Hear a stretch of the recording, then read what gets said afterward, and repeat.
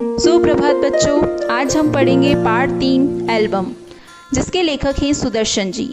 आज हम जिस कहानी के बारे में पढ़ने जा रहे हैं वह एक उदार हृदय सेठ की दया और मानवता की कहानी है। इस कहानी में दो प्रमुख पात्र हैं, एक सेठ लाला सदानंद और दूसरा पंडित शादीराम। पंडित शादीराम ने सेठ लाला सदानंद से कुछ रुपया उधार लिया था और वे चाहते थे कि जल्द से जल्द वो उस कर्ज से मुक्त हो जाए, लेकिन उनके सामने कोई न कोई आर्थिक और सामाजिक व्यवस्था के कारण वो उस कर्ज को उतार न पाते थे।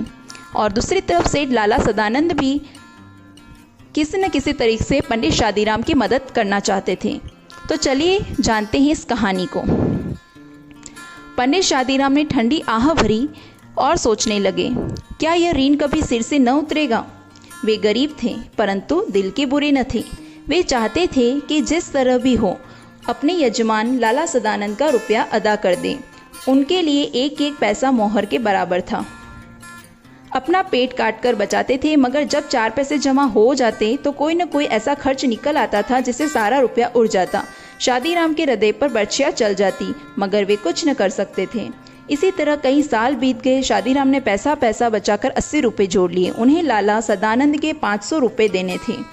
उनका लड़का लगातार 4 महीने बीमार रहा। पैसा करके बचाए हुए रुपए दवा में उड़ गए। पंडित शादीराम ने सिर पीट लिया। अब चारों ओर फिर अंधकार था। उसमें प्रकाश की हल्की सी किरण भी दिखाई न देती थी।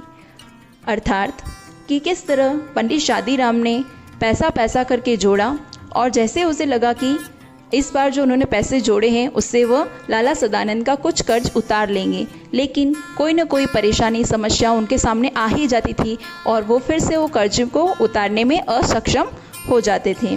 इस बार उनका लड़का बीमार हो जाता है और वो अपना कर्ज नहीं उतार पाते।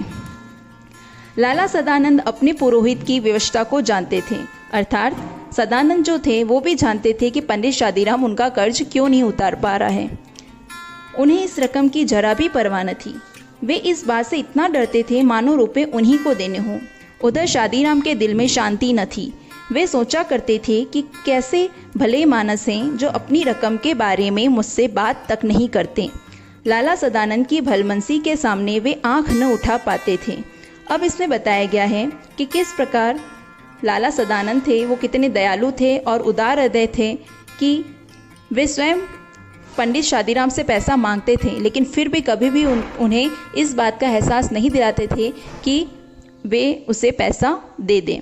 और इसी बात से शादीराम भी अंदर ही अंदर इस बात को जानते थे कि वे कितने भले मानस हैं। एक दिन लाला सदानंद किसी काम से पंडित शादीराम के घर आए। उनके अलमारी में कई 100 बांग्ला, हिंदी और अंग्रेजी की मासिक पत्रिकाएं देखकर बोले, यह क्या है पंडित जी।